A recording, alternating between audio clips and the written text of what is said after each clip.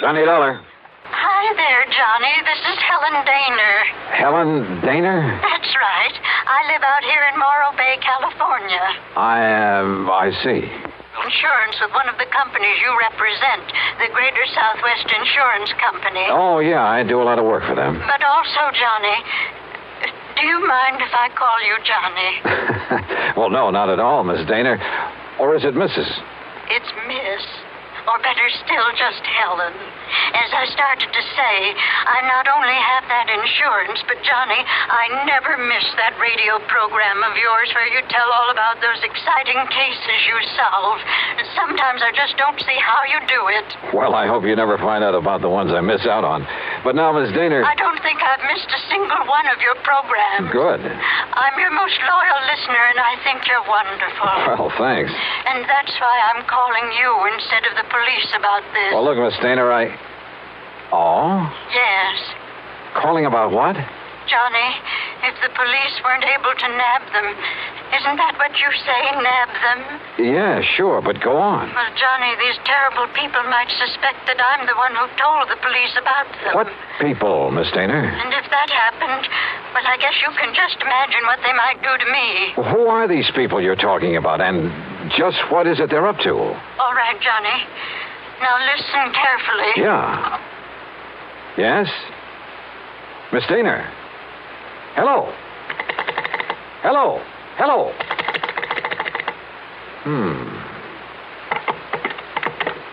Oh, come on now, Dollar. Don't be a sucker for a... And yet... I wonder...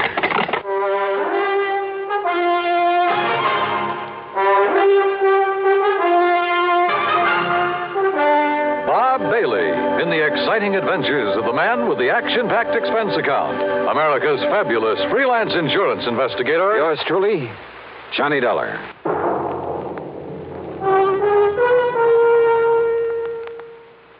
And now, Act One of yours truly, Johnny Dollar.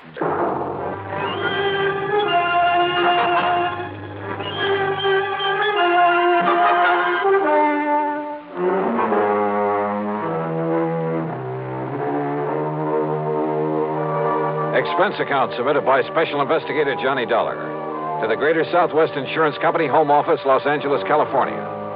Following is an account of expenses incurred during my investigation of the Big H matter.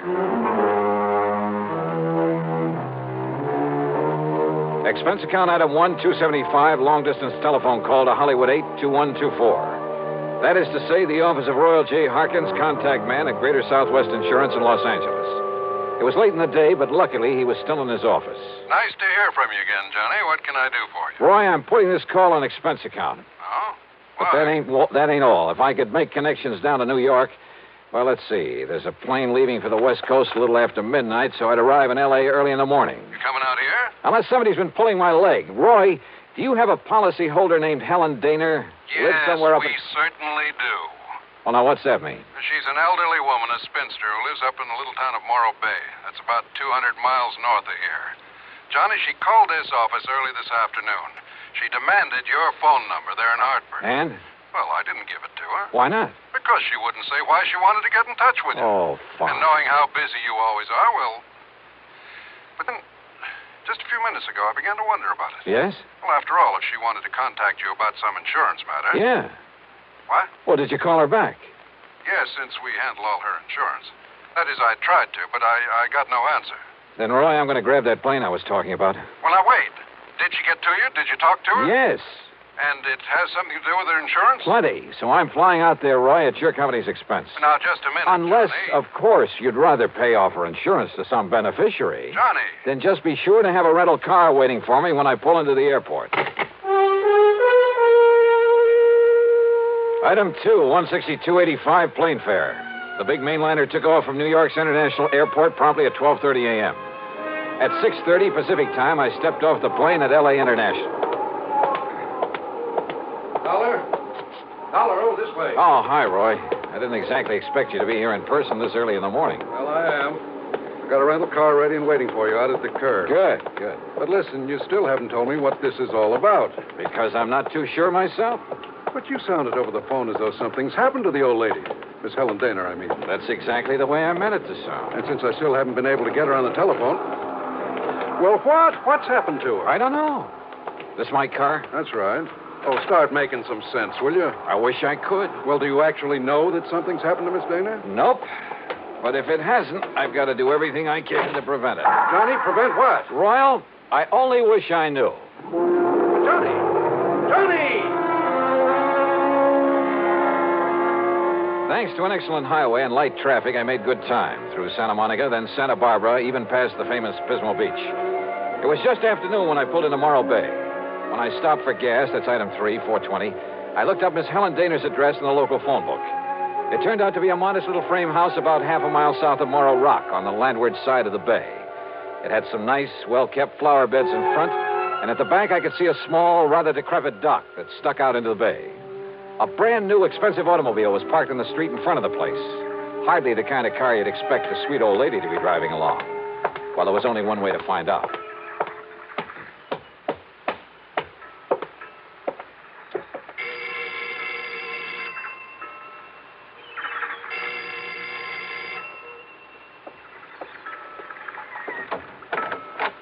Yes? Miss Helen Derer? No, I'm Bessie Derer, Helen's sister. And who are you, young man? Johnny Dollar. I'm from Hartford, Connecticut. Is your sister... Oh, yes. I've heard Helen speak of you. You're an old friend of hers, aren't you? Well, yes, I guess Won't you come in?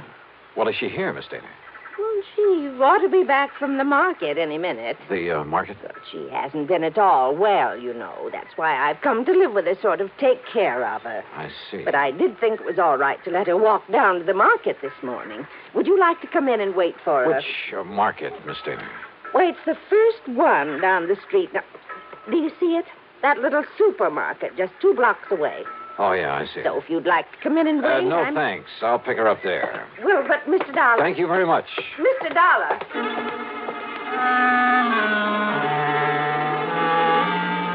There was something very funny here, but I wasn't sure just what. Or maybe I'd just fallen for some gag on the part of a fan on my radio program who wanted to see her favorite hero in person. In any event, there was one sure way to find out, from Miss Helen Derer herself. And if she was still at the market. But as it turned out, I got that well-known kick in the face. Why, of course I know Miss Helen Derer well, sir. Then will you please point her out to me? Miss Helen Derer? That's right. Oh, but she isn't here, sir. Oh. Then perhaps she went to some other store. Most certainly not, sir. What? We deliver everything that she orders to her little house up the street. Well, that still doesn't prove Well, you anything. see, Miss Helen hasn't been out of that house for weeks, hasn't budged. You're sure of that? Why, of course I'm... Why, what's the matter, sir?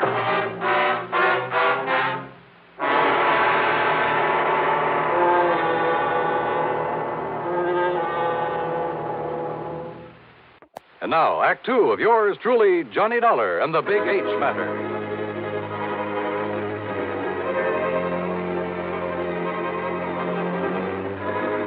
If old Miss Helen Derer, who telephoned me in Hartford, asked me to come out here to Morro Bay in California, if Miss Derer hadn't budged from her little house in weeks, why had her sister told me she was at the market? Could all this somehow tie in with the people, the terrible people she tried to tell me about on the telephone? I jumped into my car and drove back to the little home on the bay.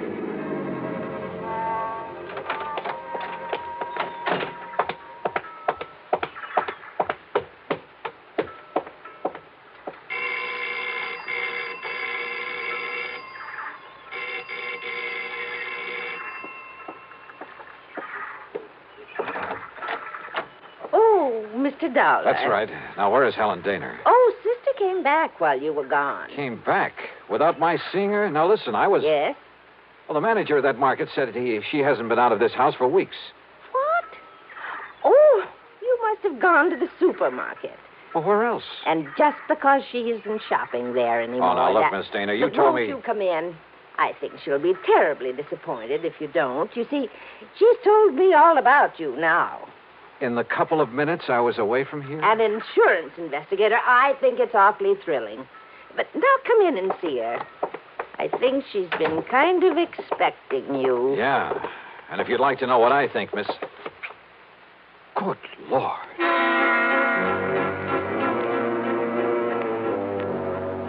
In the middle of the tiny living room was a heavy oaken armchair. Sitting in it, tied down to it, was a sweet-looking gray-haired lady of maybe 70 or 75. A handkerchief was lashed tightly across her mouth, and the eyes behind her old-fashioned steel-rimmed glasses were filled with tears and a look of utter despair. I swung around to her so-called sister and was struck by two things. She seemed to have suddenly lost about 20 years. Her face wore an unpleasant smirk, and in her right hand was a .38 aimed at me. Don't move, Mr. Dollar. This gun is not only loaded, but cocked, and it has a hair trigger. Stand perfectly still, because it'll be right in the middle of your back. So, while I take away your gun... All right. Now, sit over there in that chair against the wall. You'd better do as I say, Mr. Dollar.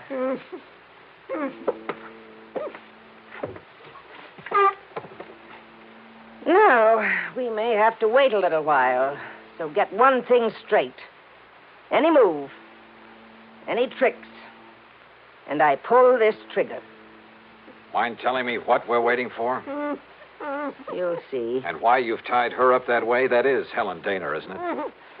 Why, what's the matter, honey? Getting a little short of breath with that gag in your mouth? Well, then why don't I take it out for you? No, Dollar. Not a single move. Just crossing my legs. Sure. Here now, honey. Don't want you to conk out on it. After all, you may be of some use before we're through with this caper. There you are. Johnny, I don't know what. These terrible people, they sneaked in while I was phoning you. Yeah, Helen, I guessed that. If only you hadn't come, but I thought maybe. They're smugglers, Johnny, of the worst possible kind. You tell them, honey. It'll help to kill time while we're waiting for Pete and Dollar. Okay. They're smuggling in narcotics, heroin, from the way down in Mexico. Oh, pretty smart picking a spot as far up the coast as this. If only I'd known. When this man, Pete, asked if he could use my dock. He said it was to tie up his boat at night when he came in from fishing. How did you get onto them, Helen? When they saw I turned my lights out so early every night, they thought I was asleep. That I wouldn't notice he wasn't taking fish off his boat, but little cans of heroin. Heroin? Then Bessie here, who can look so sweet when she wants to. Why, Helen, I thought I was pretty sweet. Then Bessie would meet him with her car. How did you know it's heroin? Because they told me they'd use it on me if I don't behave myself. Which is a lot better than you'll get, Dollar. And besides, Johnny. Yeah? I found a little of it that was spilled on the dock. And I remembered how you described it once when you caught a man bringing in the terrible stuff. Yeah, she's a real smart old biddy. Except when she phoned to you, Dollar, and we caught her at it. We can handle her all right. With a little H in her veins, we can even let the neighbors see her now and then. And with me acting as her sister, taking care of her. Oh, listen, here he comes now from the dock. Just relax, Dollar.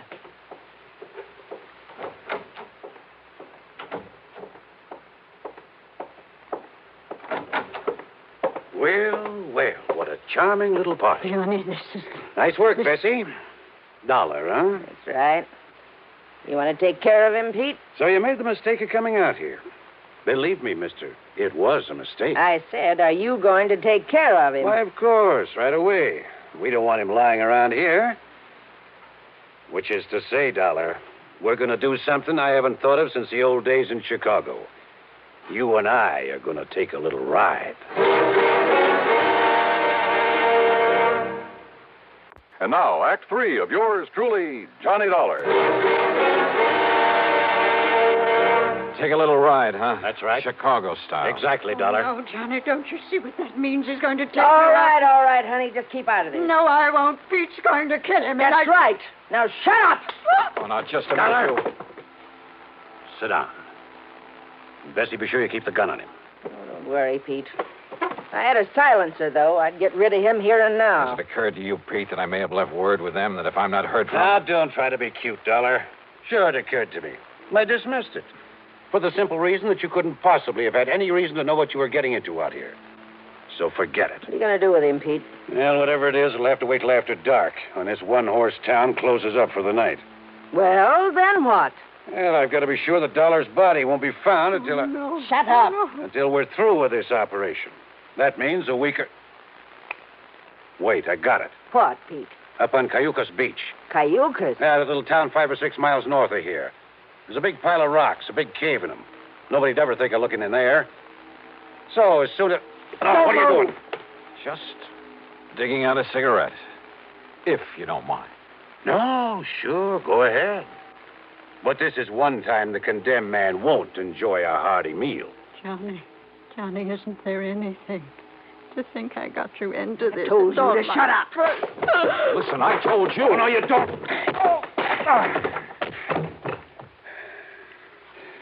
Finish him off, Pete. No. No, we'll wait for dark and do it right.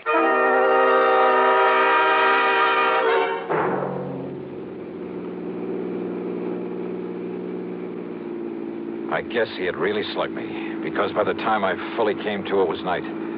I was in the back seat of a car driving along the highway beside the ocean. Pete was at the wheel. Beside him, leaning over the back of the seat watching me, was Bessie. And the .38 in her hand was aimed straight at my head. You're sure the old lady won't be able to work herself loose, Bessie? I'm sure. If we'd had any sense, Pete, we would have brought her along on this ride, too. It would have saved us a lot of trouble. Oh, so you've woke up, Dollar. Yeah. Well, just stay put in that back seat. Any funny business? I said any funny business. Just trying to dig out a cigarette. Stay back in that seat. Yeah.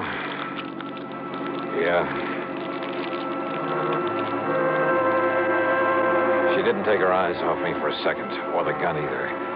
As clumsily as possible, I struggled with a pack of cigarettes, rolling and squeezing it, and hoping the tobacco was plenty dry. Then, having apparently failed to pull out a cigarette, I turned the pack upside down over my hand. And the fine tobacco poured into it. I took a deep breath. What's the matter, Dollar? You need some help with that. Oh, no! No, my eyes! My eyes! Oh! Instinctively, she dropped the gun, put her hands to her eyes, now filled with tobacco dust. With what little strength I had, I picked up the gun and slammed it against the side of Pete's head.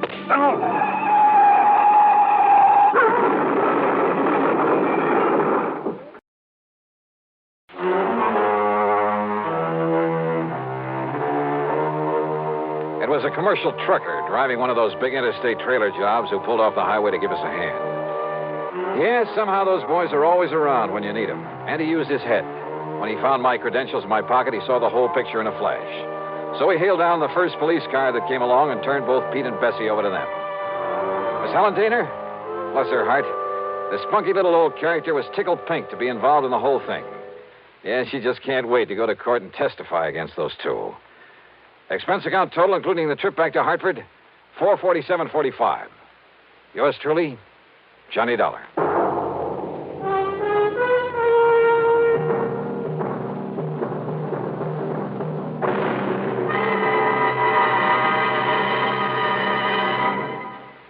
Now, here is our star to tell you about next week's story. Next week, well, so help me, it's the wildest case I ever got messed up with. Join us, won't you? Yours truly, Johnny Dollar.